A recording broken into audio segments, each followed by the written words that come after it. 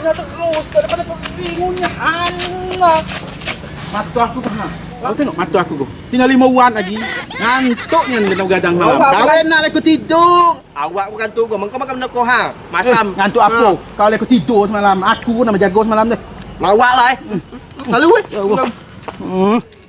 Ngantuknya lah. Lol. Kau aku nak menjaga. Hai.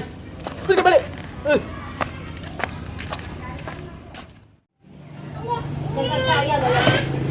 Mano lah kau yo? Mato kanto. Nah, sesuanya berdua kau. Oh, Sika. Siapa? Dah tu Miun. Miun. Yo. Payung kita sana. Yuk. Pastian. Sika dulu. Pastian.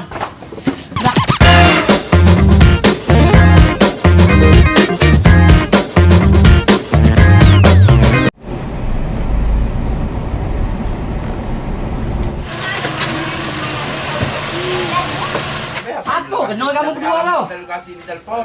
Lah. Kan ngomong di kaki pakai telefon. Awak ngantuk kau dak macam kamu dua kau. Ngantuk kau Apa hal kamu kau tadi? Nak cerita ngantuk-ngantuk ni? Iya pak, budak dua orang ngantuk pak. Suruh duduk. Suruh duduk di situ. Coba duduk bapak tu. Yang mana bapak? Kenal saya. Ya. Dah suha.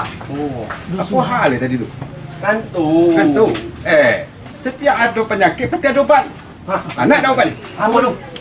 Ada. Kita dapat main nak kita. Ha. Yo. Baik. Ayo. Pastian. Yo. Sika. Ayo.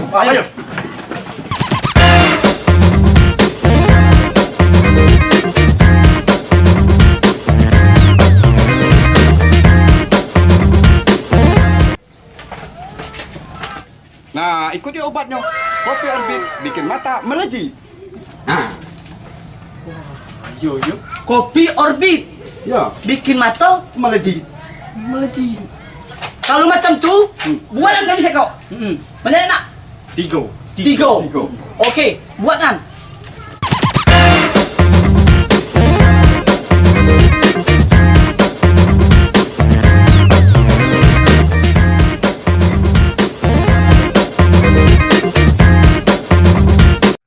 Coba minum kau obat.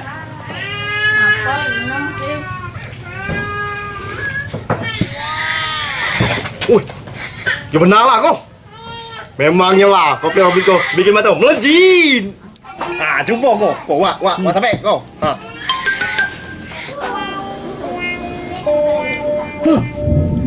Memang melejitnya lah.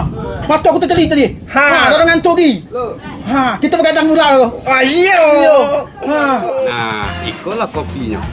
Kopi Orbit asli buatan Muaro Jambi.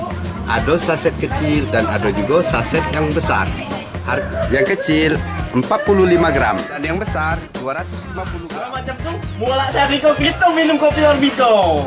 Betul. Mula iko karena kau enak kita minum kopi Orbit. Bikin mata melejit.